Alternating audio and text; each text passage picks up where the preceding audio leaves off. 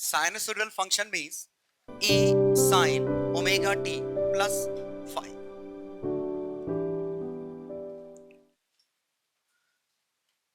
तो पहले तो डिफरेंशियल इक्वेशन के सॉल्यूशन कुछ हम देखते हैं। इसका इससे कोई लेना देना नहीं है, मैं सिर्फ कॉमन सेंस की बात कर रहा हूं। बताओ कौन सी डिफरेंशियल इक्वेशन इसको किसका डेरिवेटिव करने पे y आएगा सीधे? y इक्वल टू किसका डेरिवेटिव करने पे वो खुद आ जाएगा? अरे यार y x कुछ भी करो, e to the power x। नहीं आया समझ? e to the power x वो है जिसका डेरिवेटिव करने पे वो खुद आएगा। लेकिन रियलिटी ये है कि ये कुछ इस तरह होना चाहिए। Something e to the power x का डेरिवेटिव भी तो वही है, प्लस c भी होना चाहिए। बिल्कुल सही, आ गया समझ में? क्योंकि इसका आप डेरिवेटिव करोगे तो यही बनेगा वापस से। लेकिन अगर मैं लिखूं dy by d x is equal to 4y या ay, तो क्या लिख सकते हैं? y is equal to derivative करने पे, एक मिनट, प्लस सी नहीं होगा, प्लस सी नहीं होगा। प्लस सी क्यों नहीं होगा? देखो इसका डेरिवेटिव करो, a e to the power,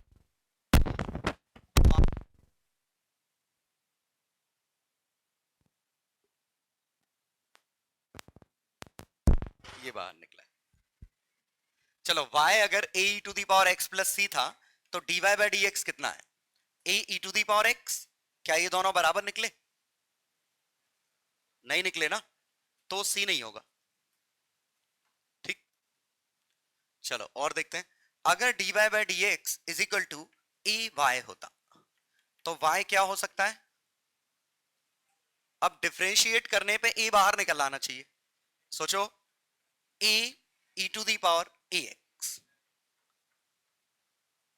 लिख सकते हैं। और देखो, अगर मैंने लिखा d two y by d x square is equal to a y है, दो बार डेरिवेटिव करने पे ए वाई बन जाए, क्या हो सकता है? ये तो पजल का क्वेश्चन मान के करो इसको, मैथ्स नहीं कि ऐसा कौन सा फंक्शन है कि जो इस तरह बन जाए। ये तो तय है e to the power something है, लेकिन दो बार डेरिवेटिव अगर आपने ये लिखा तो दो बार डेरिवेटिव किया तो ए स्क्वायर बाहर आएगा, लेकिन हमें तो यही बाहर निकालना है।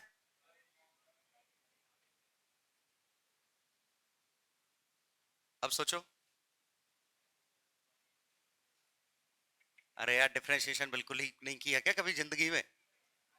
y डैश की value a root a e to the power root A X, y double dash की value a root a e to the power root A X, a square a e to the power root A X, a square y। अब कुछ समझ में आया? ठीक है, ये याद नहीं रखना है, बस मैं कोशिश कर रहा हूं कि तुम्हें ये चीज समझ में आ जाए। अब अगर माइनस ए वाई लिखा होता, अब क्या ये इस तरह का हो सकता है? क्योंकि इसमें लगता है कि अगर हम माइनस ए लगा दें, लेकिन दो बार डेरिवेटिव होना है तो ये प्लस ही बन जाएगा बाहर, माइनस तो नहीं आ सकता। तो इस तरह का फंक्शन तो नहीं हो सकता। हाँ, शायद इस तरह का फंक्शन हो सकता है।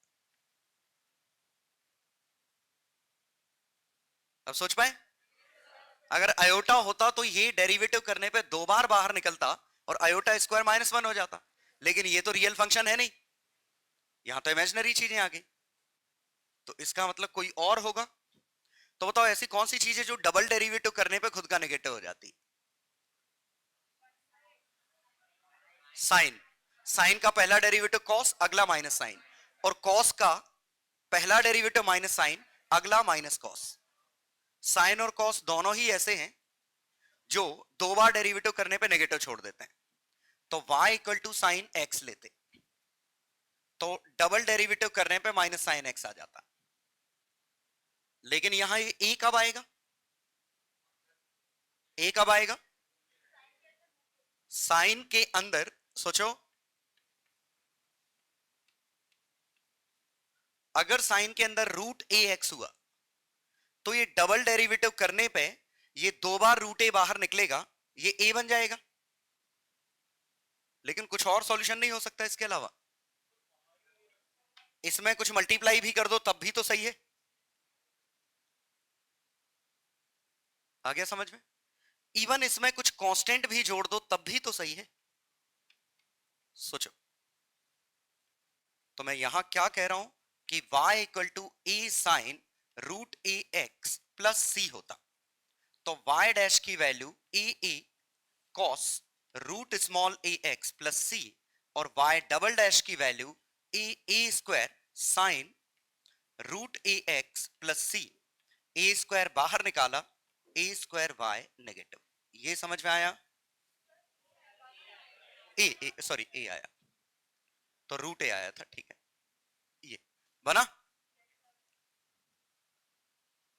तो हर वो फंक्शन जो इस तरह का होगा वो इसको सेटिस्फाई करेगा। तो y double dash is equal to minus a y का सॉल्यूशन है। तो इसी को मैं ऐसे लिखूं कि double derivative is proportional to negative y, या ऑब्वियसली ये। तो जैसे ये लिखा था, तो यहां लिखा हमने y equal to A sine something x plus C, और ये समथिंग किस पे डिपेंड करेगा? प्रोपोर्शनलिटी कांस्टेंट पे। क्लियर? तो दरअसल हम इस डिफरेंशियल इक्वेशन का सॉल्यूशन ढूंढ रहे हैं, ठीक है। और ये डिफरेंशियल इक्वेशन का सॉल्यूशन क्यों ढूंढ रहे हैं? क्योंकि अगर आप इसकी जगह सोचते कि d2x by dt square is equal to minus A X, तो हम लिख सकते हैं कि x की value A sine root A T plus C ये रही होगी। ये देखो, अब दो बार t के रिस्पेक्ट में डेरिवेटिव करते तो a बाहर आता और एक माइनस साइन भी लग जाता, तो ये अपने आप इसका सॉल्यूशन बनता। अब जरा सोचिए, अगर मैं m मास से दोनों तरफ मल्टीप्लाई कर दूं, तो ये मास, और इसे मैं कहूं एक्सीलरेशन, इसे मैं कहूं डिस्प्लेसमेंट, तो ये क्या है? Force is equal to minus M A into displacement. तो force is proportional to minus displacement. काय की कंडीशन है? एस एच एम की। तो हम ये क्यों सॉल्व करने की कोशिश कर रहे हैं, ये वाली डिफरेंशियल? क्योंकि अगर डबल डेरिवेटिव उसी क्वांटिटी के प्रोपोर्शनल है तो सिंपल हार्मोनिक मोशन को रिप्रेजेंट कर रहा है, ठीक है। तो ये छापने की जरूरत नहीं कुछ भी। तो हम जो सॉल्यूशन देख रहे हैं वो सॉल्यूशन इसका देख रहे हैं, force equal to minus k x. तो m d two x by d t square is equal to minus k x.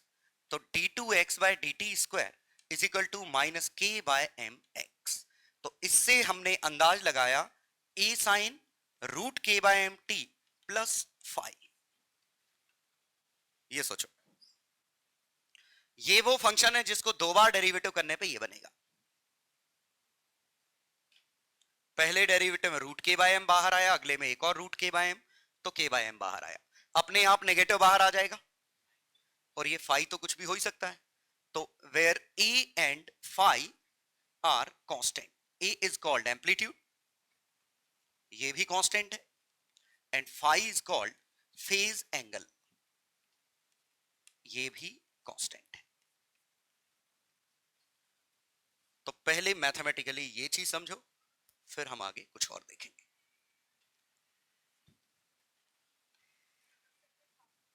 क्या? हाँ, ये छापना है। तो ये लिखा हमने solution of SHM. Simple harmonic motion की कंडीशन हुई तो उसका सॉल्यूशन क्या निकलेगा, लेकिन इस सॉल्यूशन में ए और फाई अभी भी नहीं पता हमें। ए और फाई तो हमने मन से माने ना, आपको तो क्वेश्चन में के और एम गिवन थे, ए और फाई की वैल्यू कंडीशन से निकलेगी।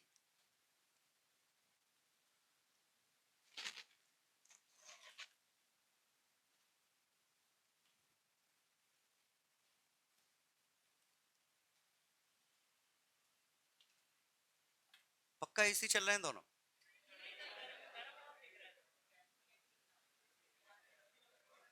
तो मुझे लग नहीं रहा है कि चल रहे हैं टेम्परेचर देख के।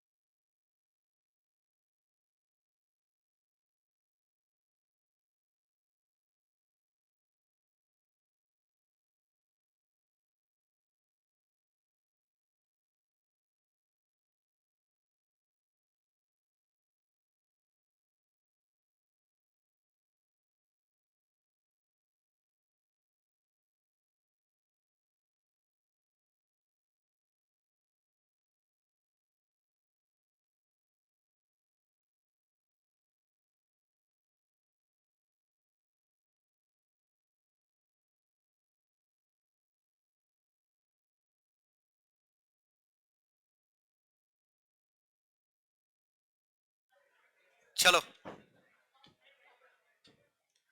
हाँ ये सॉल्यूशन क्लियर है। तो हम एग्जैक्टली इस सॉल्यूशन की बात कर रहे हैं कि अगर किसी चीज का डबल डेरिवेटिव उसके प्रोपोर्शनल हो जाता है विथ नेगेटिव कांस्टेंट, तो वो साइनसोइडल फंक्शन को रिप्रेजेंट कर रहा है। हाँ ऑब्वियसली अगर ये पॉजिटिव कांस्टेंट रहता, जैसे हमने क्या बात की कि अगर ये नेगेटिव कांस्टेंट है ये, तब तो ए साइन ओमेगा टी इस तरह का फंक्शन है। पॉजिटिव होता तो नहीं हो सकता ऐसा, या आप समझो पॉजिटिव होता तो अंडर रूट के अंदर फिर नेगेटिव आ जाता। नहीं आया समझ? इसको माइनस ऑफ माइनस ए लिखते ना फिर, तो ये फंक्शन तो नहीं बन सकता। और सही बात है, अब ये कुछ एक्सपोनेंशियल फंक्शन टाइप का रहा होगा। सोचो,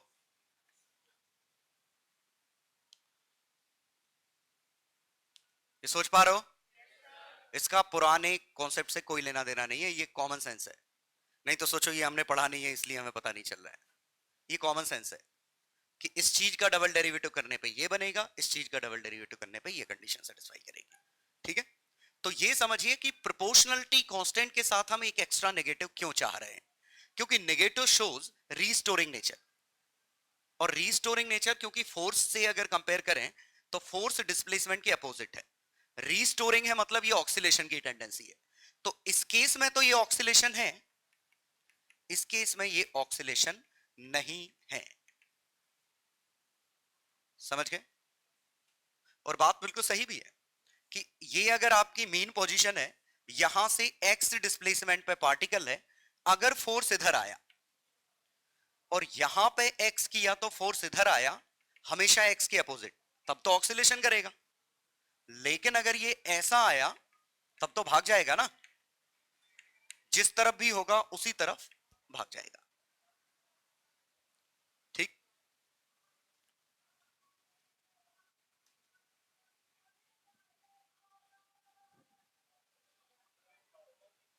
क्या? नहीं, रियलिटी थी, छापना तो कुछ भी नहीं था, सब दिमाग में समझना है जिंदगी में एक बार ही। चलो, हाँ तो ये किसी भी तरह के वेरिएबल में हो सकता है। फॉर एग्जाम्पल करंट की डिफरेंशियल सॉल्व करने पे बनी -3i, तो हम लिख सकते हैं करंट की maximum value I naught sine √3t plus 5। क्या आया समझ में? कि अगर सॉल्व करने पे डिफरेंशियल ऐसी बन गई तो ये साइनसोइडल फंक्शन है क्योंकि एसएचएम की कंडीशन को सेटिस्फाई कर रहा है, तो आई की value A sine omega T plus 5, और ये हमारा ओमेगा है। ठीक है, तो इसका टाइम पीरियड कितना होगा? 2π/√3। ठीक, चलो,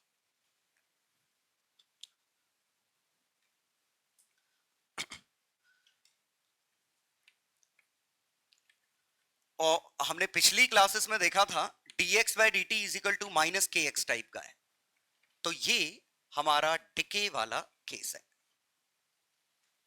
याद आया? dx/dt अगर -kx का है तो x is equal to a naught e to the power minus k T,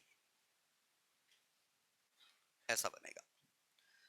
और देखे थे हमने dx by dt is equal to a minus b x बना था, तो x is equal to a by b 1 minus e to the power minus b t. याद करो पिछली क्लास। तो ये हमारा ग्रोथ वाला केस है, चार्जिंग ऑफ कैपेसिटर या ग्रोथ ऑफ करंट। ये डिस्चार्जिंग ऑफ कैपेसिटर या डिके ऑफ करंट। यहां सिंगल डेरिवेटिव की बात चल रही थी, यहां डबल डेरिवेटिव की बात चल रही। ठीक, चलो।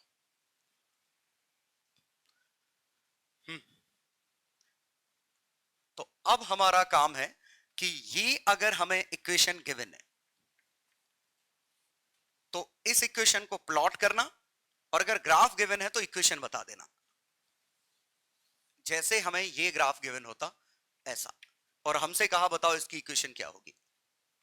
तो इस ग्राफ में जैसे ये हाइट 3, ये हाइट 3, तो समझ में आ गया कि ए की वैल्यू तो 3 मिल चुकी है। आ गया समझ में? ए तो 3 मिल चुका है। अब हमें ये लेंथ अगर अच्छे से ध्यान दीजिएगा 2 दी होती, तो y is equal to A sine omega x plus C. ये चला y और x है इस बार, तो y की वैल्यू हमें 3 पता है, साइन ओमेगा x। अब हमें ओमेगा की वैल्यू ढूंढनी है। अब मैं कैसे सोचता हूं अच्छे से ध्यान दीजिएगा कि ये लेंथ अगर 4 होती तो 4 यूनिट पे 2 पाई का चेंज चला जाता। ये पूरा 2 पाई का चेंज है साइन थीटा के ग्राफ में, तो जब x में मैं 4 रखूंगा तो 2 पाई का चेंज आएगा। तो या 2 रखने पे पाई का चेंज, तो x रखने पे कितने का चेंज। सोचो अच्छे से। ये जो ही मैं x की वैल्यू में 2 का चेंज लाऊंगा यहां पाई का चेंज आ जाएगा। x में 4 का चेंज लाऊंगा यहां 2 पाई का चेंज आएगा। सोचो अच्छे से, पहले रटने वाली बात नहीं है इसमें, ठीक है। कि यहां हमने ये कैसे लिखा, तो हमने क्या देखा, जब x में 2 का चेंज होगा स्टैंडर्ड साइन में पाई का चेंज होता, और जब इसमें x का चेंज होगा तो स्टैंडर्ड साइन में पाई बाय 2 x का चेंज होगा। तो यहां पे वैल्यू ये रही होगी, बस c हमें नहीं दिख पा रहा है। ऑब्वियसली c इस पे डिपेंड करेगा कि ये ग्राफ कहां से चालू हो रहा है। सोचिए अगर मैंने ये y एक्सिस यहां बनाई होती तो स्टैंडर्ड साइन थीटा जैसा ग्राफ है, साइन थीटा ऐसे ही चालू होता है, तो c की वैल्यू 0 लिखते। और अगर ये ग्राफ यहां से चालू होता तो स्टैंडर्ड कॉस थीटा वाला ग्राफ है, तो c की वैल्यू पाई बाय 2 होती।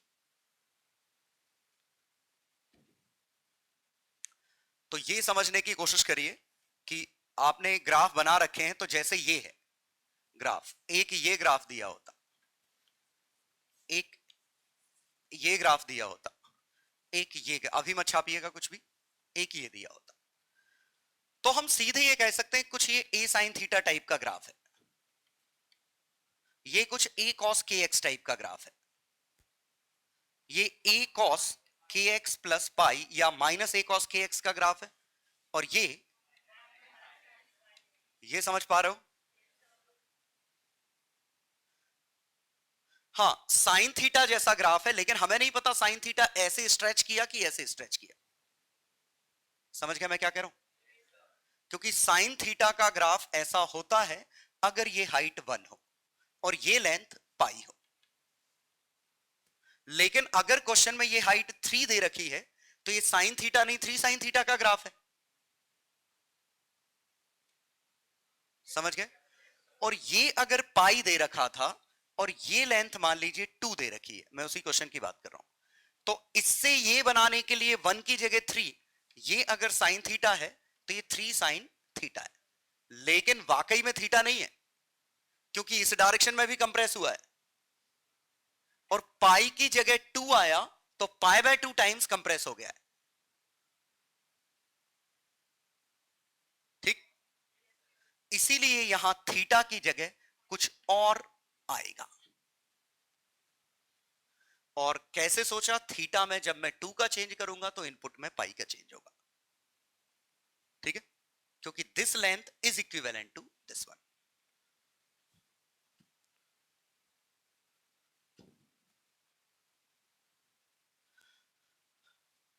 तो कम से कम हम स्टैंडर्ड क्वेश्चन तो हम डायरेक्ट कर ही सकते हैं।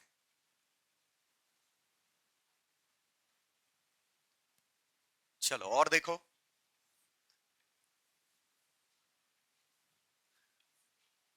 ये लेंथ 4, ये लेंथ 3, इक्वेशन बोलो क्या होनी चाहिए?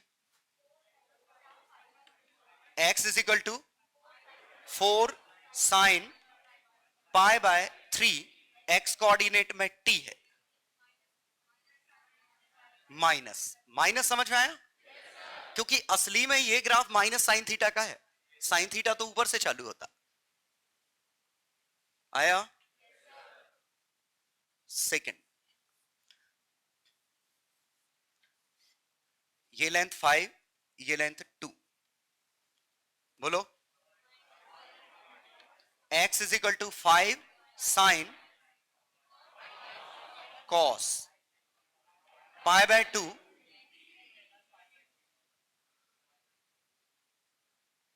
स्टैंडर्ड कॉस का ग्राफ है, लेकिन कॉस के ग्राफ में इनपुट कॉस x नहीं है, कुछ स्केल हो गया है क्योंकि ये लेंथ पाई नहीं है, ये लेंथ 2 है, तो पाई बाय 2 t, एम्पलीट्यूड 5, और शेप से हमने अंदाज लगाया ये कॉस का ग्राफ था।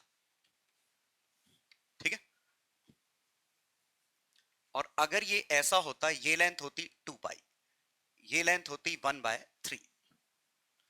अब बोलो x की value 1 minus 1/3 cos,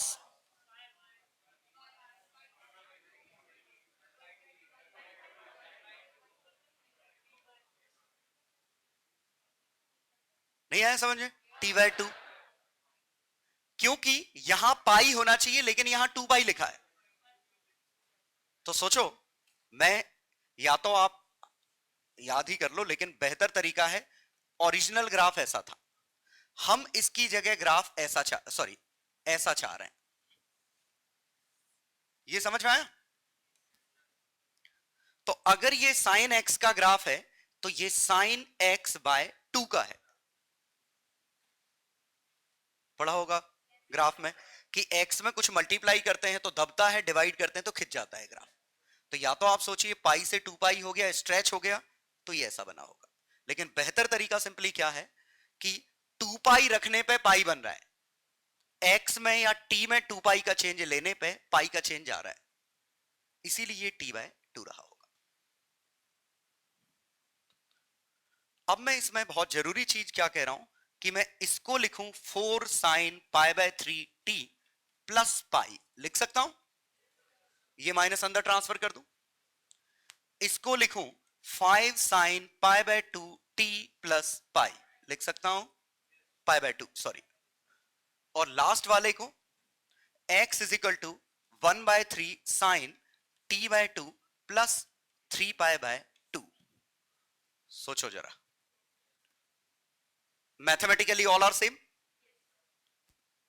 sign 180 plus something is equal to minus sine something, sine 90 plus something cos something, और sine 270 plus something minus cos something, आता है?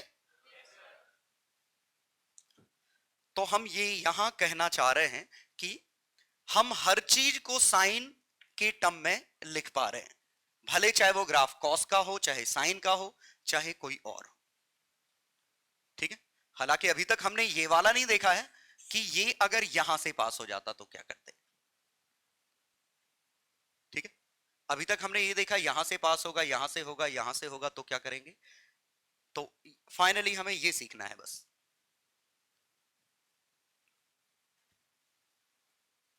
चलो, एनीवे आया समझ में?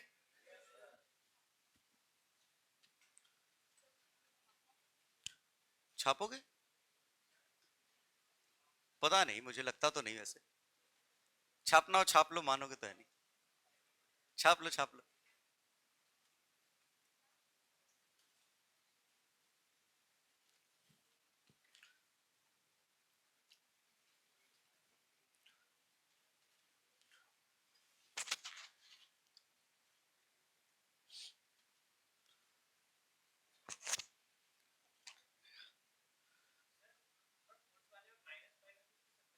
हाँ लिख सकते थे ना, सभी में एक्स्ट्रा 2 पाई जोड़ दो।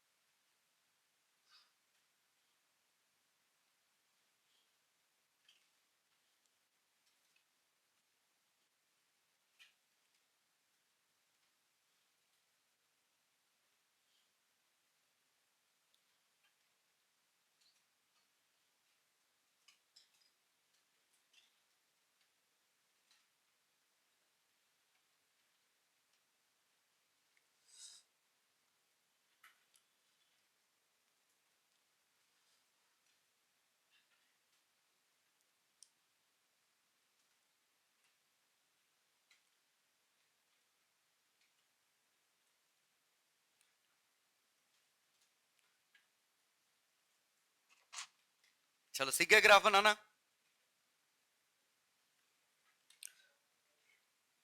अभी तो शुरुआत है और देखते जाइए।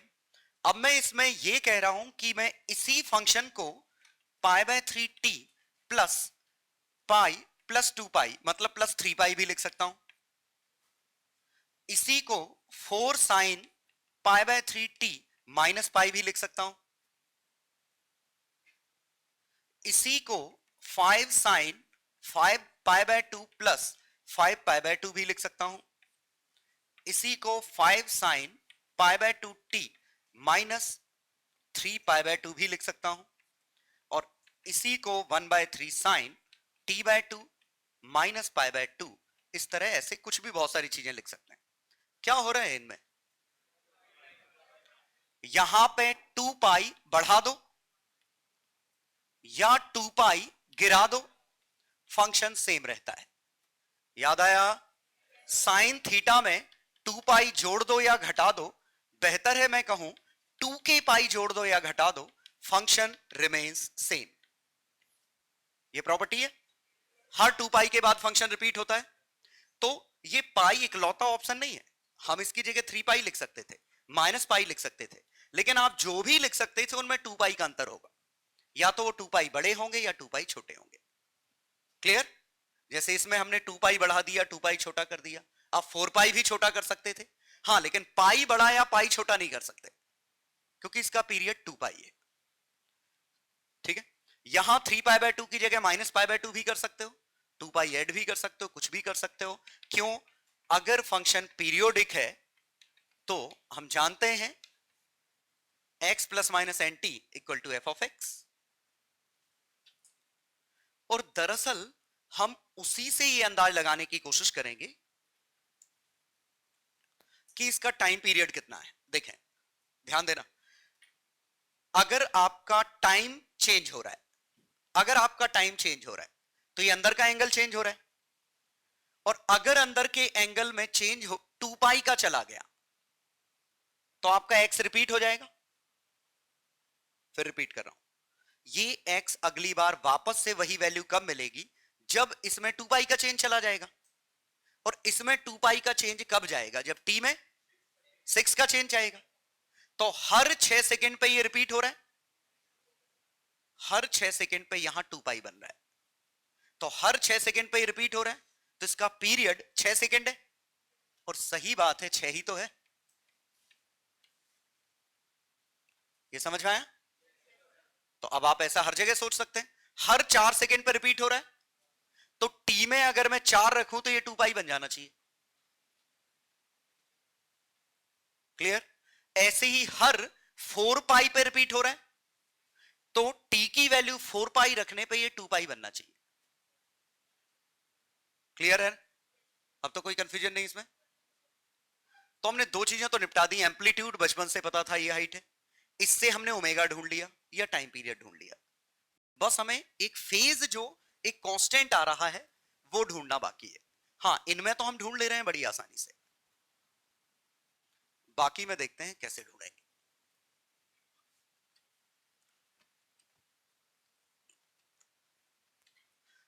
तो इससे ये पता चल रहा है हमें फर्क ही नहीं पड़ता वो ग्राफ साइन का है कि कॉस का है। हम फाइनली एवरी साइन और cosine graph can be written of this form, चाहे साइन हो चाहे कॉस हो। क्लियर? चलो अब देखिएगा, अब हम बात करते हैं कि अगर ये ग्राफ कहीं और से पास होता, यहां से, ठीक है, तो अब हम इसका फंक्शन क्या लिखते?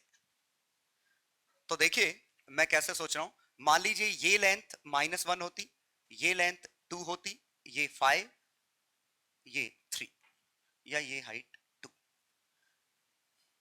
ये x t, बताओ कहां तक लिख सकते हैं? वो तो लिख ही लेते हैं, x equal to 2 sine pi by 3 t, यहां तक ठीक है। क्योंकि ये लेंथ 3 है तो 3 रखने पे पाई का चेंज या 6 रखने पे 2 पाई का चेंज, बस हमें ये और चाहिए।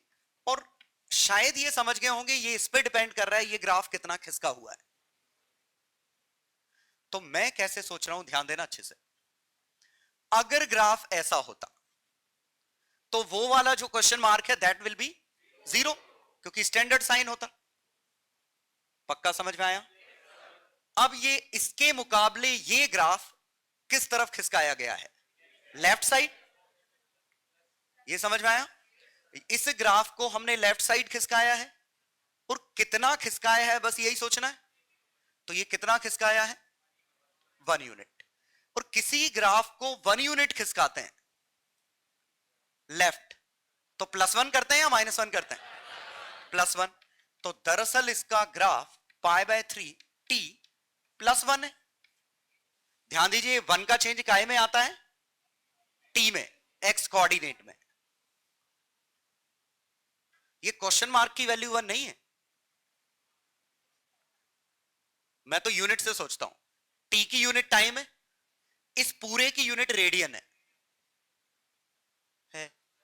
साइन के अंदर कुछ भी लिखा होगा रेडियंस में होगा, तो ये पूरा रेडियन में है, t टाइम में है। तो जो 1 का चेंज है वो टाइम में है या एंगल में?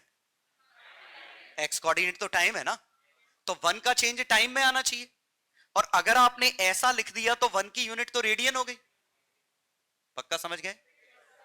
चलो अब हम इसको लिखते हैं π/3 t + π/3, ऐसा तो लिख सकते हैं। अब तो ये π/3 रेडियंस में, क्यों? क्योंकि मैंने ये मल्टीप्लाई कर दिया है। यूनिट से सोचो, t सेकंड में है, इसकी यूनिट रेडियन पर सेकंड है? आखिरकार यही तो ओमेगा है, एंगुलर फ्रीक्वेंसी। तो ओमेगा टी रेडियंस में आया, और ये अगर 1 में मल्टीप्लाई हो गया तो अब ये भी रेडियंस में। क्लियर? तो या तो हम ऐसे सोचें या ऐसे सोचें, लेकिन ये सोचना ज्यादा आसान होगा। अभी ठीक है, अभी आपको कोऑर्डिनेट गिवन है, तो वो मैं कैसे सोच रहा हूं, ध्यान देना अच्छे से। ये लेंथ 3 है, 3 लेंथ के करस्पॉन्डिंग एंगल पाई आता है, आता है। तो ये लेंथ 1 है, 1 के करस्पॉन्डिंग एंगल π/3 आएगा। अगर 3 लेंथ के करस्पॉन्डिंग एंगल पाई है तो 1 लेंथ के करस्पॉन्डिंग एंगल π/3 है। मतलब स्टैंडर्ड साइन ग्राफ में, फिर रिपीट कर अच्छे सुनना, स्टैंडर्ड साइन ग्राफ में ये लेंथ 3 नहीं ये पाई है, तो स्टैंडर्ड साइन ग्राफ में ये लेंथ 1 नहीं π/3 है। क्लियर? इसका मतलब अगर ये साइन थीटा टाइप का ग्राफ है तो ये साइन थीटा + π/3 का ग्राफ है। प्लस क्यों? लेफ्ट साइड खिसकाया गया। ठीक है, आ गया? मतलब अगर ये कोऑर्डिनेट गिवन होगा तब तो हमारे लिए बहुत आसान है।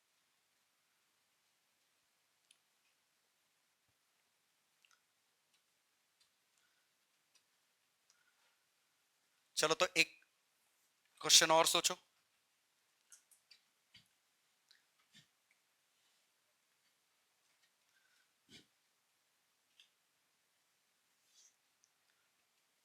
ये लेंथ 4, 8, ये लेंथ 2, बोलो सोच सकते हो क्या? x की वैल्यू, ये 2 साइन, इतना तो मैं लिख देता हूं, चलो अब स्टैंडर्ड साइन के ग्राफ से कितना खिसका हुआ है? तो स्टैंडर्ड साइन का ग्राफ ऐसा होता, तो ये ग्राफ कितना खिसका दिया गया? इतना पीछे। ये समझ में आया? ये ग्राफ को इतना लेंथ पीछे खिसका दिया। कैसे सोच रहा हूं? ये स्टैंडर्ड साइन ग्राफ यहां से चालू होता होता, ये यहां से हो रहा है, तो ये ग्राफ साइन थीटा बनता, लेकिन ये इतना खिसकाया है। अब ये वैल्यू कितनी है? तो ये लेंथ 4 है, ये लेंथ भी, एक मिनट, सॉरी सॉरी सॉरी, ये लेंथ मुझे कितनी देनी चाहिए थी? 3, और ये कितनी है? 7। अब ठीक है, अब ठीक है, ये लेंथ 4 है, ये लेंथ 4 है, तो ये कोऑर्डिनेट, ये कोऑर्डिनेट -5, तो ये लेंथ 4 और 1 5 होगी ना। मतलब इस ग्राफ को 5 लेंथ पीछे खिसका दोगे तो ये बन जाएगा। सोचो, इस ग्राफ को 5 लेंथ पीछे खिसका दो, तो 5 लेंथ पीछे, 5 का चेंज किस में है? टी में। क्लियर? तो यहां हम इसको सेपरेट कर लें, π/4t प्लस 5π/4। और 5π/4 कैसे सोचा? ये लेंथ पाई है, इक्विवेलेंट टू पाई, और ये लेंथ सोचा तो 4 लेंथ पाई के बराबर, तो 1 लेंथ π/4 के बराबर, तो टोटल लेंथ 5π/4 है। तो हमने सोचा स्टैंडर्ड साइन को 5π/4 एंगल पीछे खिसका दिया। हाँ, ऑब्वियसली आप ये मान सकते हो कि स्टैंडर्ड साइन ग्राफ को आगे भी खिसकाया है, ये भी तो सोच सकते हो। कितने यूनिट आगे? 3 यूनिट। सोचो, यहां से स्टैंडर्ड साइन चालू हो रहा है, तो आप सोच सकते हो कि स्टैंडर्ड ग्राफ को 3 यूनिट आगे खिसकाया, तो फिर हम उसी को लिखते 2 साइन π/3 t -3 करते, π/4 है शायद, है ना? तो ये 2 साइन πt/4 -3 π/4। और समझ पा रहे हो ये इक्वेशन सेम है, 2 पाई का अंतर है। तो आपकी मर्जी, आप क्या सोचते हैं कि ग्राफ को आगे खिसकाया या पीछे खिसकाया? पक्का समझ गए? दोनों ऑप्शन आपके पास हैं, लेकिन हम प्लस में ज्यादा कंफर्टेबल होते हैं। जब प्लस आता है तो हम हमेशा सोचेंगे ग्राफ को पीछे खिसकाया गया है। ये बात समझ में आई? तो आप ये ढूंढिए वो स्टैंडर्ड साइन कहां से चालू हो रहा है, तो जितना ये गैप है उतना ग्राफ पीछे खिसका दिया गया होगा। और ये ग्राफ अगर आप टी की यूनिट लेते हैं तो टी में चेंज लिखेंगे, करेस्पॉन्डिंग थीटा मेजर कर लेते हैं तो आप पूरे थीटा में चेंज लिखेंगे। इस पार्ट में जितने कंफर्टेबल होगे उतना ट्रिग्नोमेट्री में भी हेल्प मिलेगी और फिजिक्स में तो मिलनी है।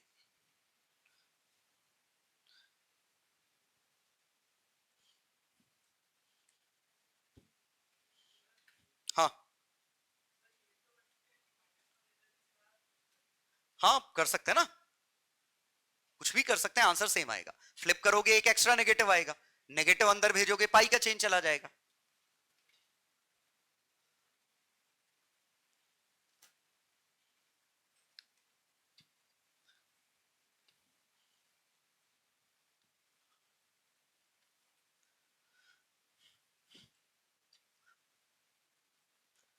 चलो, तो शायद ये समझ में आ रहा होगा। तो अब आप बहुत ही आसानी से इनके आंसर लिख सकते हैं कि जैसे ये कुछ ऐसा होता, ये लेंथ होती -1, ये लेंथ होती 3, ये लेंथ होती 7, ये लेंथ होती 4। बोलो इक्वेशन। 4 साइन π/t, या तो +1 या +π/4, एक ही चीज है। तो या तो आप ये सोचो कि ये इक्विवेलेंट एंगल फाई π/4 का है। कैसे? ये लेंथ, हालांकि ये लेंथ 1 है, ये लेंथ 1 है, लेकिन जब उसको एंगल में कन्वर्ट करोगे तो इक्विवेलेंट एंगल π/4। क्लियर? क्योंकि ये लेंथ पाई के बराबर थी।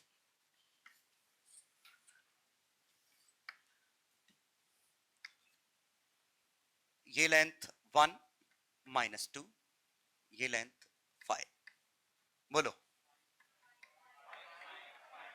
Sign π/3 t।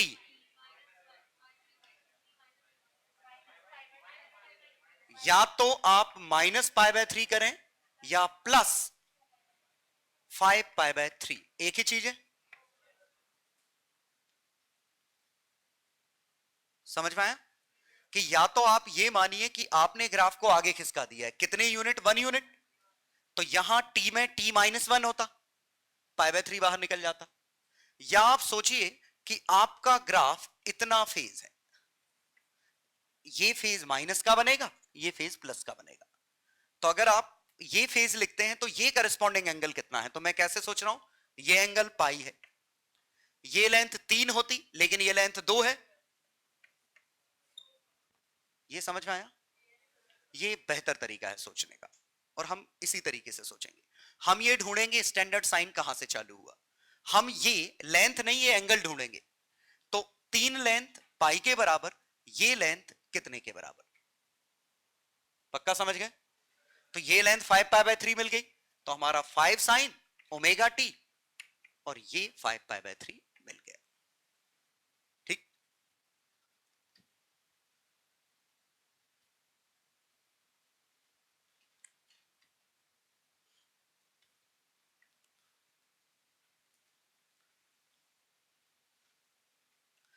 और अभी तक आपको ज्यादा अच्छा ये लग रहा होगा कि ये लेंथ जब हम सीधे ही जानते थे कि 5 यूनिट की लेंथ है, तो सीधे टी में 5 कर देते।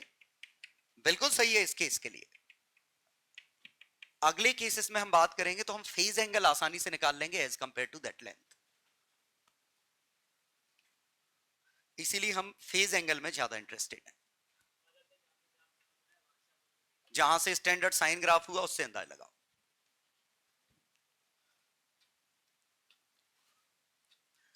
तो फटाफट ये चारों के आंसर लिख दो। 1,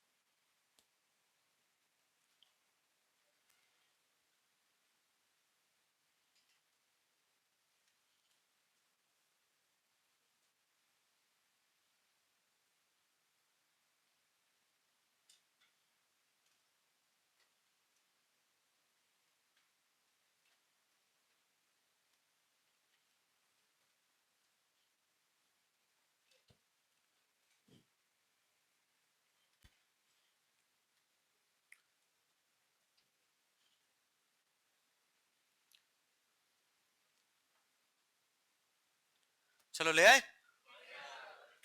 तो मेन चीज इसमें फेज की है, क्योंकि बाकी तो दिक्कत ही नहीं है। जैसे 1 साइन पाई बाय 2x या 2 sine pi by 3, 2 sine pi bye कितना बना 6, और वहां 5 साइन पाई बाय 4।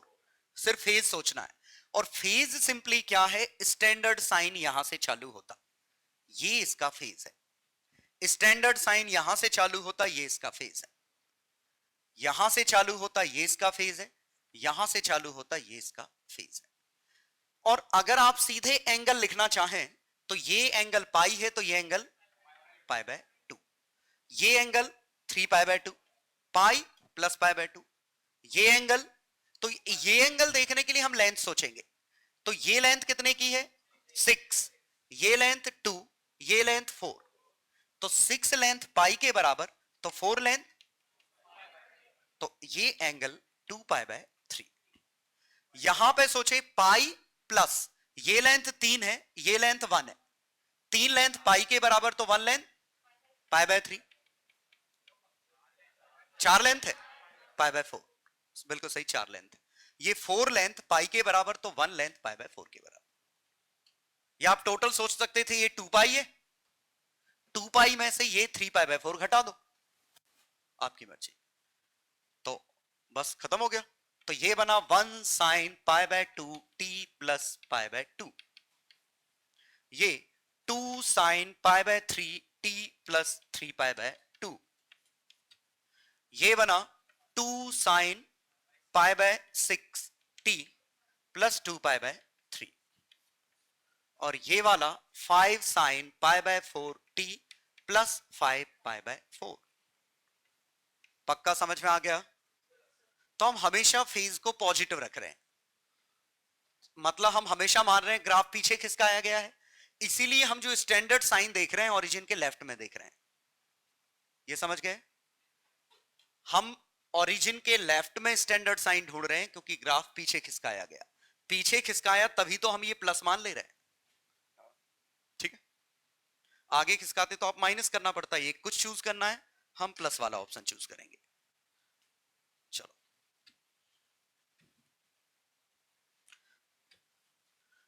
तो इसका मतलब यह है कि हम इसका उल्टा भी कर सकते हैं, कि अगर हमें ग्राफ गिवन होता जैसे 4 sine pi bye 6 x plus pi by 4, ये होता, तो हम बनाते, ये ग्राफ है, ये लेंथ 4 है, ये लेंथ 6 है। क्लियर? स्टैंडर्ड साइन मान लो यहां से चालू होता, लेकिन ये एक्स में चेंज है या एंगल में? एंगल में। पक्का? और एंगल में पाई बाय 4 सोचना बिल्कुल आसान है, क्योंकि ये पाई बाय 2 होता, इसके मिड पॉइंट पे पाई बाय 4 होता। ये सोच पा रहे हो? ये पाई बाय 4 का एंगल लेके आया। क्लियर? और अगर आपको ये कोऑर्डिनेट लिखने होते तो 6x में, सॉरी, पाई लेंथ 6 के बराबर है, तो पाई बाय 4 लेंथ 6 बाय 4 मतलब 1.5 के बराबर है। तो ये लेंथ 1.5 है, तो ये कोऑर्डिनेट -1.5, ये 6 है 4.5, 10.5। कुछ समझ में आया? ठीक है, तो ये इक्विवेलेंट एंगल था, एंगल से ग्राफ मिल गया। और फिर हमने कैसे देखा कि अगर आपको x की वैल्यू चाहिए, x कोऑर्डिनेट चाहिए, तो आप ऐसे सोच सकते हो, ये x का चेंज है, ये एंगल का चेंज है, एंगल x, और लीनियरली रिलेटेड है।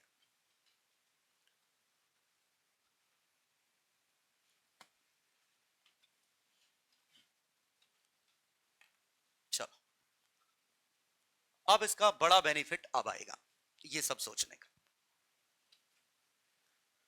और बेनिफिट इसका क्या है जरा देखिएगा। ये सोचिए, ये और बड़ा बनाता हूं, स्टैंडर्ड साइन का ग्राफ होता,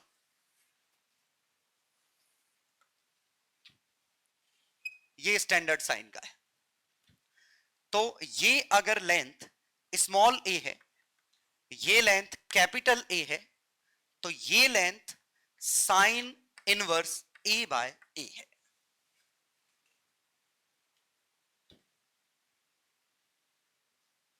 नहीं आया समझ? अभी आएगा समझ। ये थीटा मान लू, ये ग्राफ स्टैंडर्ड का है तो a sin थीटा है और y की वैल्यू स्मॉल a है, तो बताओ थीटा की वैल्यू कितनी है?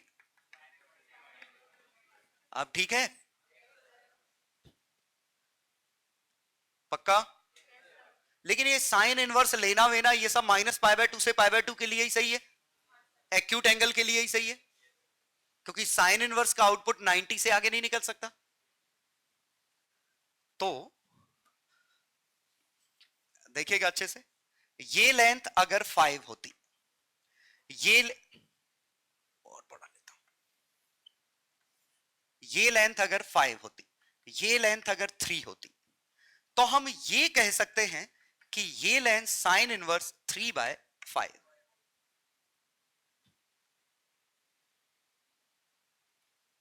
समझ में आया कैसे? दिखाता हूं कैसे।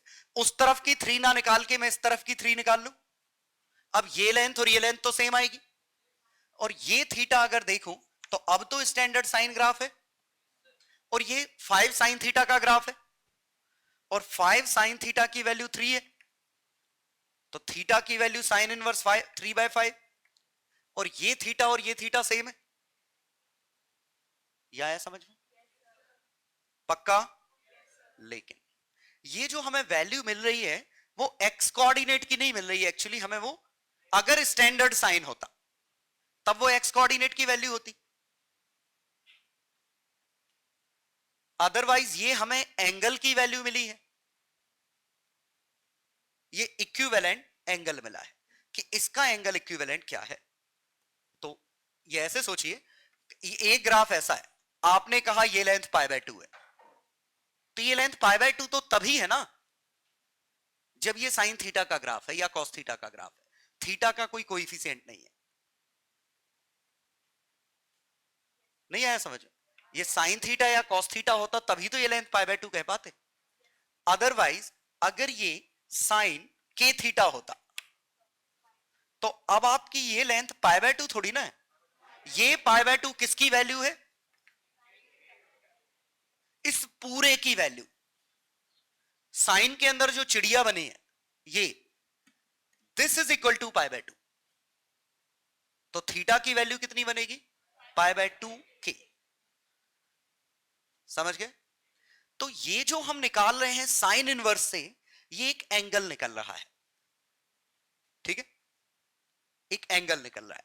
अगर स्टैंडर्ड साइन ग्राफ होता तो यही हमारा आंसर होता, नॉन स्टैंडर्ड है तो शायद किसी कोएफिशिएंट से डिवाइड करना पड़ेगा, और किस कोएफिशिएंट से वो बहुत आसान है, देखिएगा बहुत ही इजी है। जैसे ये लेंथ 2, ये लेंथ 5, ये एंगल हमने कहा साइन इनवर्स 2/5। अब ये लेंथ अगर आपको 3 दी गई होती तो ये t होता, तो थीटा में पाई का चेंज, t में 3 का चेंज, थीटा में साइन इनवर्स 2/3 का चेंज, t में sine inverse 2/3 by pi into 3। आया समझ में? सिंस देयरफॉर लीनियर वेरिएशन, कि ये लेंथ पाई होती तो ये वाकई में यही एंगल होता, लेकिन ये लेंथ 3 है, तो ये जो लेंथ निकालें तो वो लेंथ कितनी आएगी? पाई पे 3 है, साइन इनवर्स 2/3 पे t है, ये आपका t कोऑर्डिनेट है।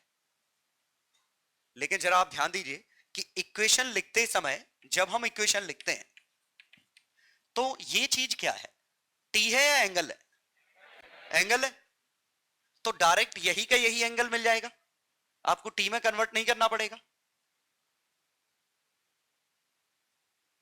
समझ गए? ठीक है, इस वाले में ये थी फाई एंगल है रेडियंस, रेडियंस, और ये भी एंगल है, तो अगर इसकी इक्वेशन लिखनी होती तो सीधे साइन इनवर्स 2/3 टाइप का कुछ छाप देते। आपको t की वैल्यू थोड़ी चाहिए, इसमें एंगल चाहिए। इनिशियली काफी ट्रिकी होता है लेकिन पूरी जिंदगी के काम आता है। मैं एक एग्जांपल ही लेके दिखा रहा हूं सो दैट आप काफी कंफर्टेबल हो जाएं। जैसे ये लेंथ थी और इस बार मैंने ये कोऑर्डिनेट 2 दे रखा है, ये कोऑर्डिनेट 3 है, ये कोऑर्डिनेट 2 है।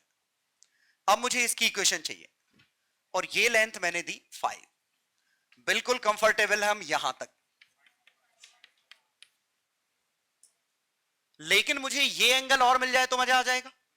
और ये एंगल साइन इनवर्स 2/3 है, और अगर आप बाहर लिखते हो तो ये यही हमारा आंसर है। समझ गए? No change is needed. लेकिन अगर आप चाह रहे हो कि इसके इक्विवेलेंट टाइम कितना है, तो दो तरीके हैं, या तो आप लीनियर वेरिएशन या ये π/5 कॉमन ना ले लो। ये समझ में आया? अब तो ये t की वैल्यू बन गई, अब तो ये लेंथ इतनी हो गई। और बात बिल्कुल सही है, पाई एंगल 5 के बराबर, तो साइन इनवर्स 2/3 कितने के बराबर? ये टाइम है, ये एंगल है,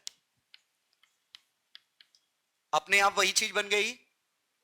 तो अब ये टाइम है, तो ये वाला पार्ट हमारा एंगल था, ये वाला पार्ट हमारा टाइम था।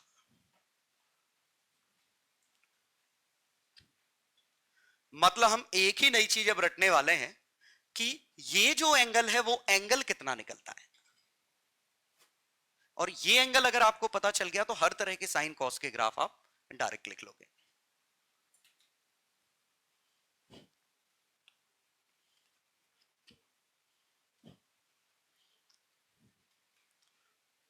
छापो ये।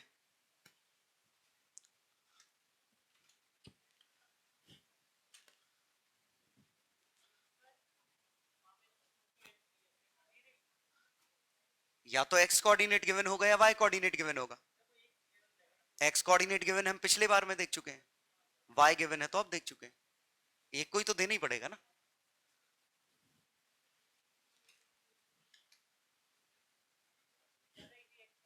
क्या?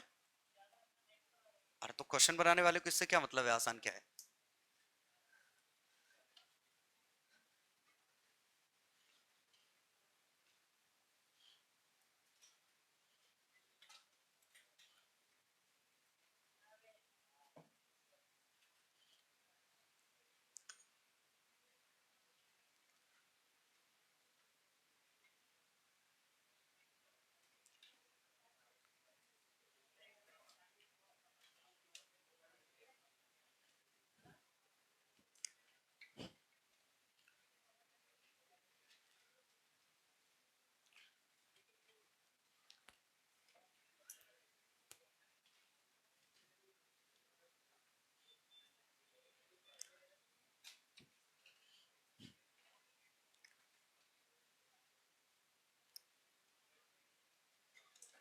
हो गया? नहीं हुआ?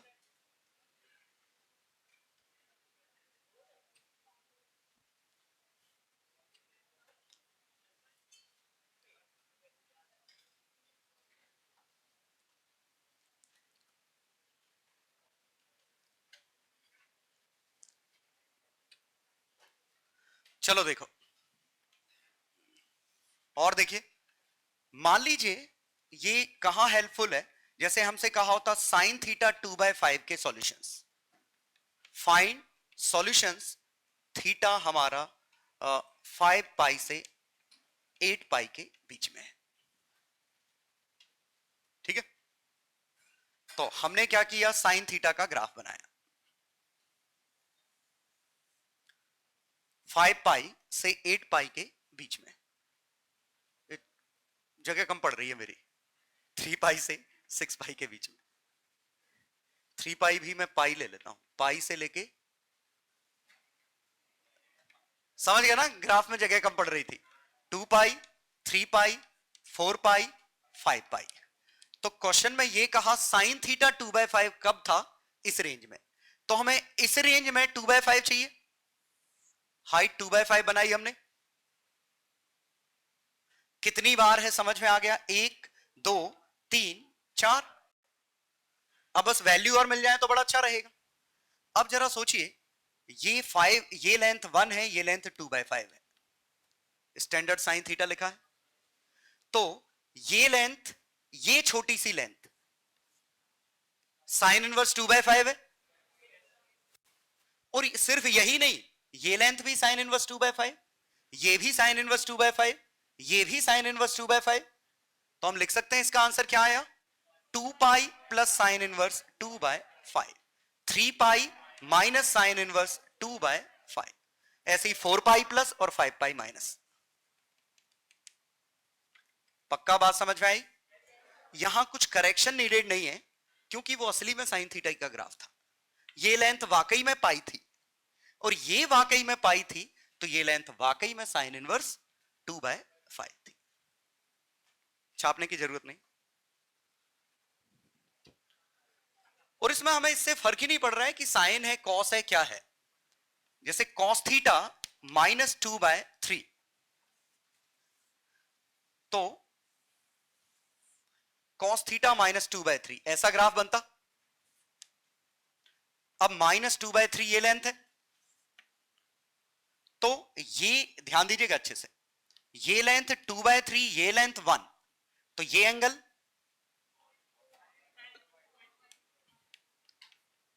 ये समझ गए, प्लस माइनस से मतलब नहीं है। ये एंगल 0 से 90 के बीच में पॉजिटिव आएगा, तो मैं सिर्फ हाइट देख रहा हूं, ये हाइट 2/3, ये हाइट 1, तो ये साइन इनवर्स 2/3। लेकिन एंगल अगर इसके कोऑर्डिनेट पूछे होते तो क्या आते, π/2 प्लस, समझ गए, और इसके पूछे होते तो 3π/2 माइनस, समझ गए। आंसर अब भी साइन इनवर्स के फॉर्म में ही है। ये क्यों बोल रहे हो कि अब कॉस इनवर्स आ जाएगा? ग्राफ तो यार हम तो ये देख रहे हैं, ये लेंथ देख रहे हैं, ये लेंथ थोड़ी ना डिपेंड करेगी साइन का ग्राफ है कि कॉस का ग्राफ है। हाँ, ये डिपेंड करेगा ये कितना था, तो ये π/2 प्लस दिस। तो ओवरऑल अब मेरा छोटा सा कंक्लूजन ये आ गया कि अगर ये लेंथ स्मॉल ए है, ये कैपिटल ए है, तो ये लेंथ साइन इनवर्स a/a है, और ये लेंथ कॉस इनवर्स a/a है। यहां π/2 माइनस साइन इनवर्स a/a, ये π/2 है, ये π/2 माइनस साइन इनवर्स a/a। आया समझ में? तो अगर मैक्सिमा से मेजर कर रहे हो तो कॉस इनवर्स यूज करो, 0 से मेजर कर रहे हो तो साइन इनवर्स यूज करो। हम जनरली यही यूज करेंगे, हम कॉस फंक्शन ना के बराबर लिखेंगे, बार बार साइन के टर्म में ही कन्वर्ट करेंगे। अब आ गया समझ में क्या कहना चाह रहा हूं मैं यहां? तो आप यहां से भी मेजर कर सकते थे, यहां से करते तो वो एंगल कॉस इनवर्स में लिखना पड़ता, 0 से मेजर करोगे तो साइन इनवर्स में। ये फर्क ही नहीं पड़ा ये ग्राफ साइन का है कि कॉस का है कि किस चीज का है।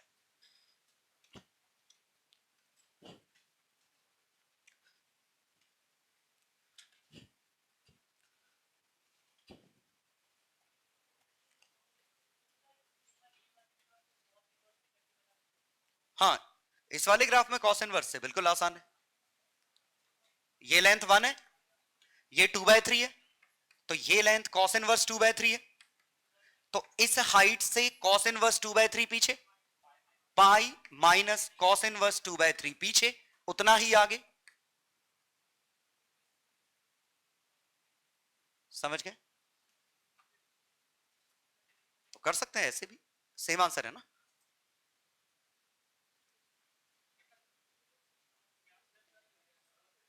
अरे इनवर्स ट्रिग्नोमेट्री नहीं पढ़ी क्या?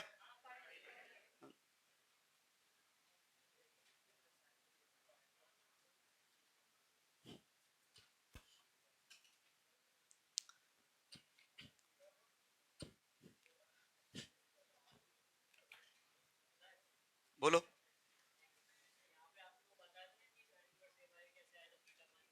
हाँ, बताया तो है साइन इनवर्स ए बाई कैसे है। कुछ भी पूछ रहा है वो तो। ये साइन, ये ए है, ये ए है, ये y equal to A sine theta का ग्राफ है, और अगर ये थीटा है तो यहां थीटा की वैल्यू साइन इन y की वैल्यू ए। अब ठीक है,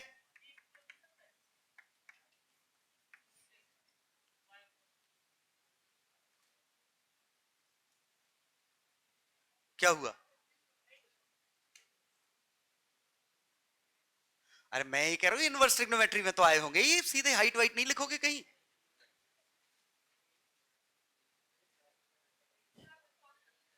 क्या कॉस कहाँ कहा मैंने इसमें? अरे क्या क्या बताना पड़ रहा है मुझे? मैं ये कह रहा हूं ये ए है, ये ए है, ये थीटा नॉट है, तो ये pi by 2 minus theta naught है ना, और theta naught sine inverse a by a है, तो ये pi by 2 minus sine inverse a by a है, तो ये cos inverse a by a है। अब ठीक है?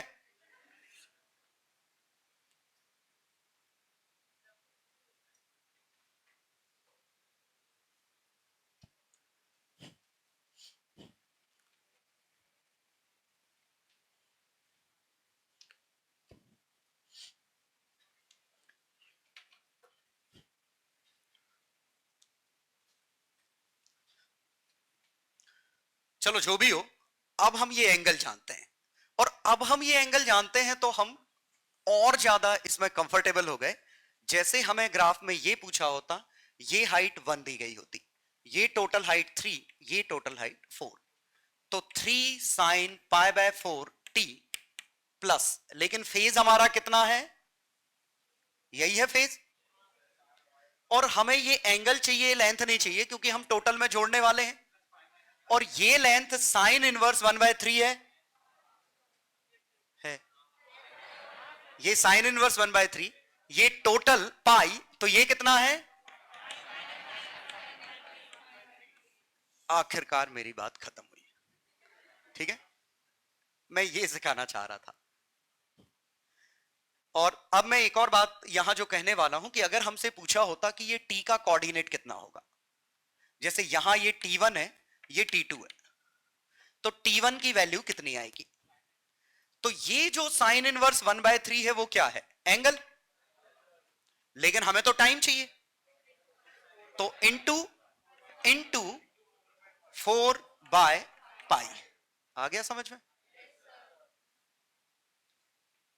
पक्का?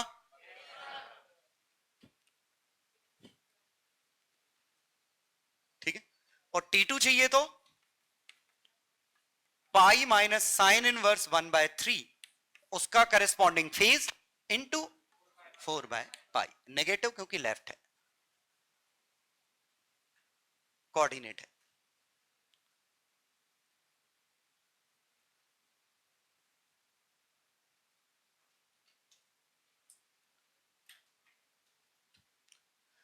मतलब हमारा टारगेट ये है कि ग्राफ दिखे और आपको ये इक्वेशन दिख जाए, और इक्वेशन दिखे तो आपको ग्राफ दिख जाए।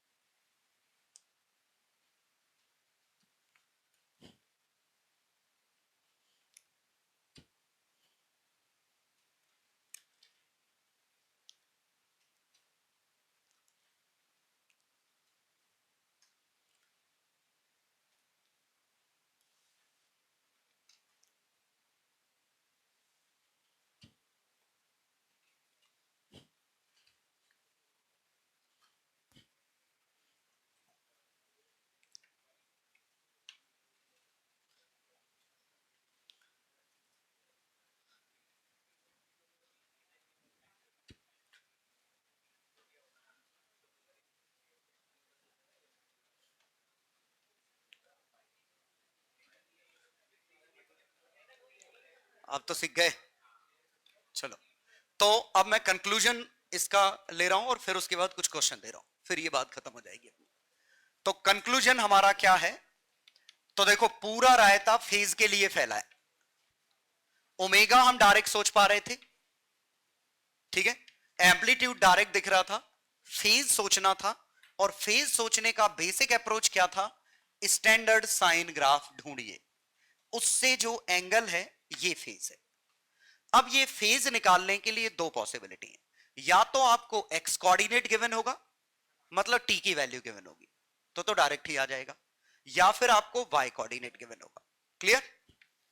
तो इन दोनों में, जैसे अगर हमें एक्स कोऑर्डिनेट गिवन होता -5, ये होता 2, ठीक है, ये होता 4, तो इसका आंसर क्या आता? y इक्वल टू या x is equal to 4 sine pi by 7 t plus, अब ये कोऑर्डिनेट नहीं गिवन, लेकिन हम ये अंदाज लगा सकते हैं ये लेंथ कितनी है।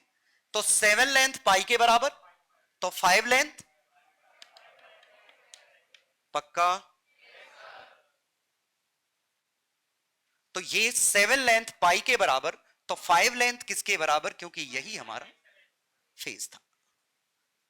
और दूसरा एग्जाम्पल कि हो सकता है हमें ये कोऑर्डिनेट गिवन हो, जैसे ये 3, ये लेंथ 4, ये लेंथ 5, तो x is equal to 4 sine pi by 5 t plus. अब मुझे ये फेज चाहिए, तो ये लेंथ, ऑल्दो ये लेंथ 5 है, but we are more interested in angle rather than the length. ठीक है, तो ये लेंथ कितना है? पाई, ये लेंथ साइन इनवर्स 3/4। आखिरकार समझ गए? किसी को भी कोई डाउट? अगले 4-5 टॉपिक हैविली डिपेंड करेंगे इस पे, इसीलिए ये चीज आना बहुत जरूरी है। ठीक है, क्या हम हमेशा ये लेंथ की बात कर रहे हैं? ये लेंथ तो पॉजिटिव लेंथ है ना, तो ये चाहे नीचे हो चाहे ऊपर है, हमें तो मैग्नीट्यूड लिखना है ना। प्लस माइनस तो हम अलग से कर ले रहे हैं ना। देखो, यहां वही लेंथ हमने माइनस कर दी, क्योंकि ये टोटल पाई से थोड़ी छोटी है, ये पाई से बड़ी है तो प्लस कर दी। तो ये हम सिर्फ मैग्नीट्यूड निकालते हैं, प्लस माइनस हम कॉमन सेंस से करते हैं।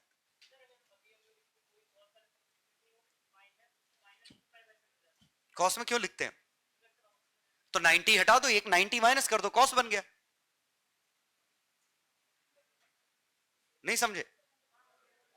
कॉस ऑफ, ठीक है, थीटा माइनस पाई बाय 2, ऐसे लिख लो, ये साइन थीटा होता है। तो अगर कॉस में कन्वर्ट करना है तो इससे कंपेयर कर देंगे ना, जो भी एंगल लिखा है उसमें पाई बाय 2 घटा दो, कॉस का ग्राफ हो गया।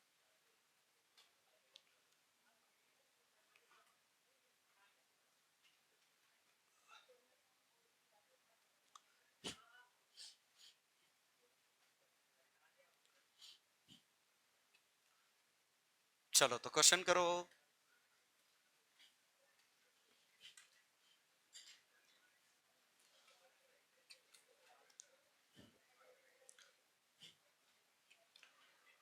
चलो, राइट इक्वेशंस इन फॉलोइंग।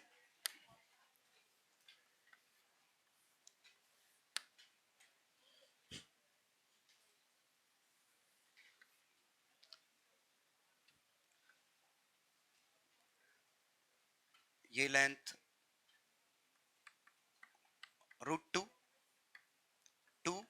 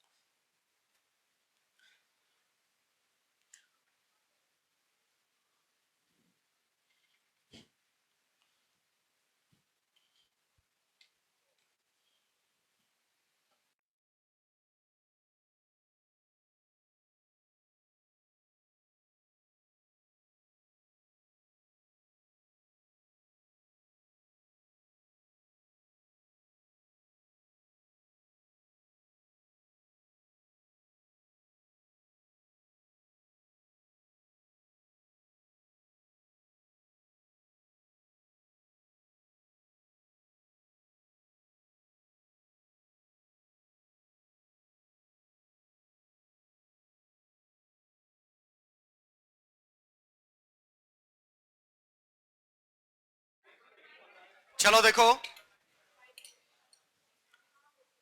और एक भी गलत है तो दिक्कत है फिर आपको। चलो देखें, तो एम्पलीट्यूड कोई दिक्कत नहीं, 2 साइन पाई बाय 4 टी। अब ये जो देख रहे हैं ये हम एंगल लिखने वाले हैं, और ये एंगल सीधे साइन इनवर्स √2/2। ये एक्यूट एंगल है, 0 से 90 के बीच में है, तो डायरेक्ट साइन इनवर्स √2/2, और √2/2 कुछ और नहीं, π/4 है। ये पहले का आंसर। दूसरे में अब हमें एंगल फेज कितना चाहिए, ये इसका इक्विवेलेंट फेज एंगल। और ये जो एक्यूट होता है ये 0 से चालू करते हैं, ये आपका साइन इनवर्स, सॉरी ये तो साइन इनवर्स में है ही नहीं, ये तो सीधे ही निकल आएगा, क्योंकि ये लेंथ 1 है, ये लेंथ कितनी है 4 है, तो ये टोटल 8 होती, तो ये वाली लेंथ 7 होगी। तो ये जो 7 लेंथ है वो टी की वैल्यू है। तो या तो हम लिखते 3 साइन π/4 टी, और टी में या तो 7 ऐड कर दो क्योंकि वो टी की वैल्यू थी, या आप फेज लिख लो और इसके करस्पॉन्डिंग फेज, तो 8 लेंथ 2 पाई के बराबर, तो 7 लेंथ 7 इंटू π/4, ऐसे एक ही बात है। ठीक है, समझ गया क्या किया कि 4 लेंथ पाई के बराबर, तो 7 लेंथ कितने के बराबर, तो अगर टी के बाहर लिख रहे हो that means this is an angle.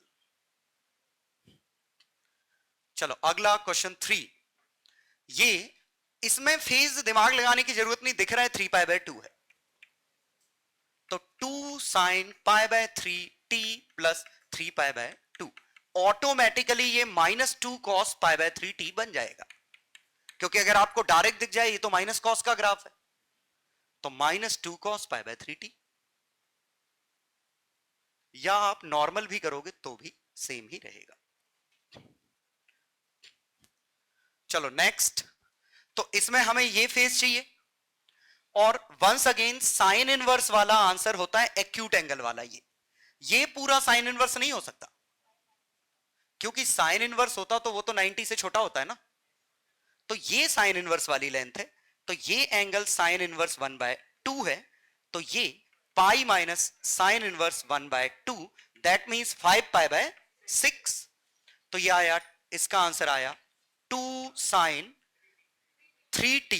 Clear, क्योंकि t की वैल्यू π/3 रखने पे पाई बनेगा, प्लस 5π/6, ये एंगल। ठीक है,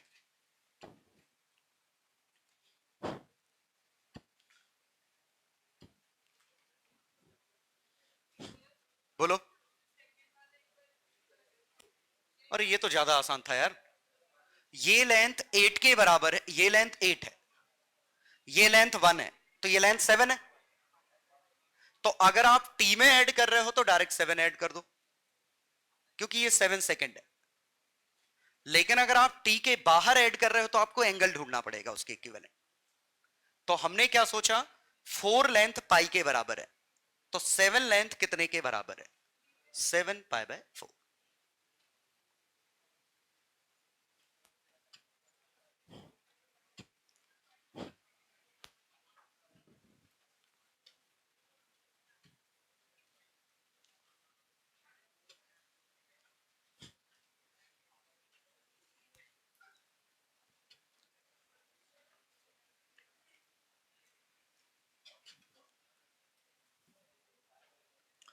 चलो तो अब इसका यूज देखें सिंपल हार्मोनिक मोशन में, कि हमने ये क्यों सीखा। बस आप ये यहां ध्यान दीजिएगा, नेचुरल लेंथ, इसकी स्पीड v0, ठीक है। ये एम्पलीट्यूड a आगे जाएगा, वापस आएगा, ऐसे ऐसे ऐसे ऑक्सीलेट करेगा। अब मैं क्या लिख रहा हूं, ये x का ग्राफ t के साथ बनाने की कोशिश कर रहा हूं। तो इमेजिन करिएगा जैसे मैं बना रहा हूं उसको, ये आगे जाएगा, ये फील आया, ये टाइम इस तरफ बढ़ेगा। तो ये जब आगे जाएगा तो ये टाइम के साथ इसका ग्राफ, ये जब मैक्सिमम पे पहुंचेगा, फील करो, ये जब यहां पहुंचेगा ग्राफ अपने मैक्सिमम पे पहुंच जाएगा। ये जब वापस आएगा ये ग्राफ इधर आएगा, सोच पा रहे हो? और इसके बाद ये इधर आएगा और ये जब इधर आएगा ग्राफ इधर आएगा। सोचो, मतलब मैं ऐसे कर रहा हूं, ये समझ गए? समझ गए? तो देखिए ये साइन का ग्राफ बनता है, स्टैंडर्ड साइन का, अगर ये यहां से चालू करता। अच्छे से देखिएगा। अब इसी में मैं ये कह रहा हूं कि ये मीन पोजीशन है और ये अपने मैक्सिमा से चालू कर रहा है, मतलब वेलोसिटी 0 है। अब ग्राफ बनाते हैं, क्या बनेगा? तो अब ये मैक्सिमा से चालू करेगा तो ये ग्राफ ऐसे आएगा, ये फील आ रहा है? तो ये कॉस का ग्राफ बनेगा, बनेगा। अब अगर ये t इक्वल टू 0 पे पार्टिकल इधर होता, t इक्वल टू 0 पे, तो कैसा ग्राफ बनता? ये यहां होता t इक्वल टू 0 पे, पहले ये आगे जाता, ये ग्राफ आगे जाएगा मैक्सिमा, फिर ये वापस आएगा, ऐसा कुछ बनता। तो देखिएगा, अब मैं ये व्हाइट वाली लाइन मिटा दूं तो ये वही तो है जैसे साइन ग्राफ को आगे पीछे खिसका दिया हो। तो साइन ग्राफ कहां से चालू होगा वो इस पे डिपेंड करता है ये ऑब्जेक्ट कहां से चालू कर रहा है। t इक्वल टू 0 पे ऑब्जेक्ट कहां पे मौजूद था। तो और देखते जाइए, पहले ये समझिए, ये हमारा x इक्वल टू 0 है, मेन पोजीशन, ये नेचुरल लेंथ है, यहां स्पीड मैक्सिमम है।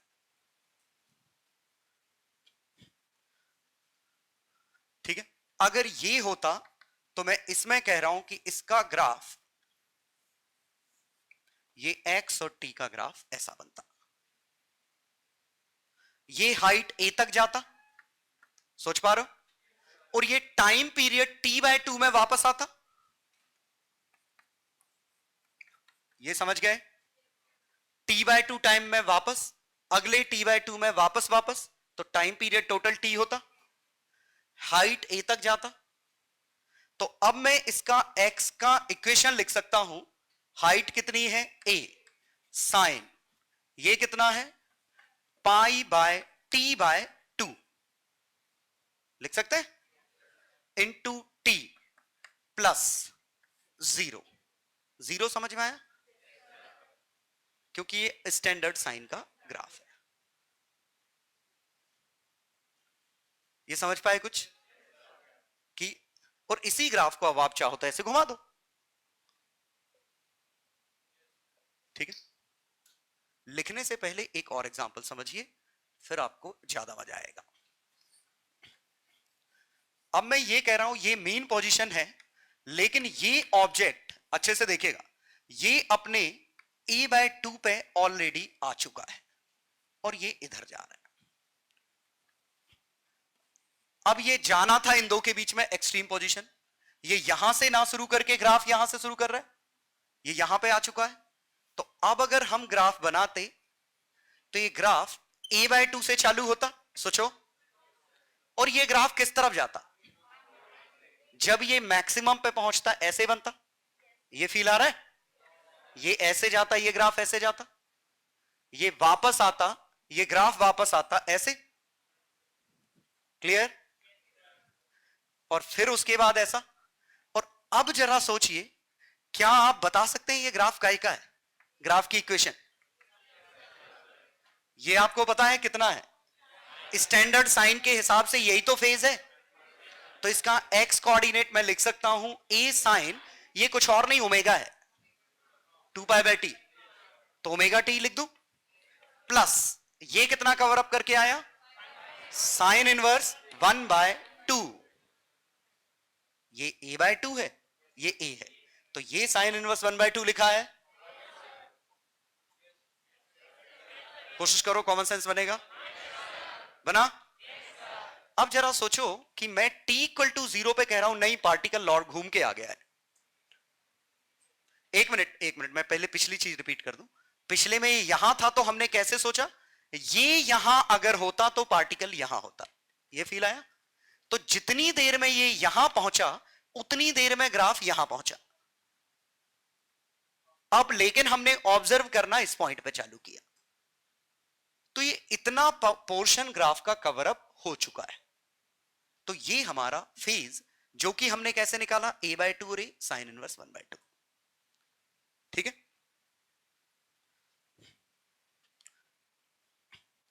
इसी में अगर मैं एक और ग्राफ बनाता हूं ये, और इस बार पार्टिकल यहां है और ये मान लो इधर जा रहा है a/3 पे, ये मेन पोजीशन है। तो अब ग्राफ कैसा बनेगा, यहां से टाइम t नीचे, पॉजिटिव एक्स एक्सिस इधर, कैसा बनेगा इधर से, ऐसे बनेगा।